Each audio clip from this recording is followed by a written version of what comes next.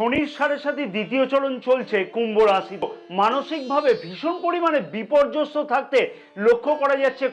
শুক্র গ্রহ রাশির চতুর্থ এবং নবম ভাবের অধিপতি স্বক্ষেত্রী অর্থাৎ নবম ভাবেতেই গোচর অবস্থান করবে 18ই সেপ্টেম্বর থেকে, যার ফলেতে এক কথায় বলা চলে ভাগ্য সংক্রান্ত দুর্দান্ত পরিবর্তন অতি অবশ্যই কুম্ভ রাশির জাতক জাতিকারা লক্ষ্য করতে পারবে এই সময়তে। অর্থাৎ ভাগ্য থাকবে কুম্ভ রাশির জাতক জাতিকাদের হাতের মুঠোতে। কোনোভাবে সেই টাকা কিন্তু উদ্ধারতা লক্ষ্য করা যাচ্ছিল না দীর্ঘ 12 মাস পরেতে সেই সুযোগ কিন্তু আসতে চলেছে শেয়ার মার্কেট ব্যবসায়ীদের কাছেতে।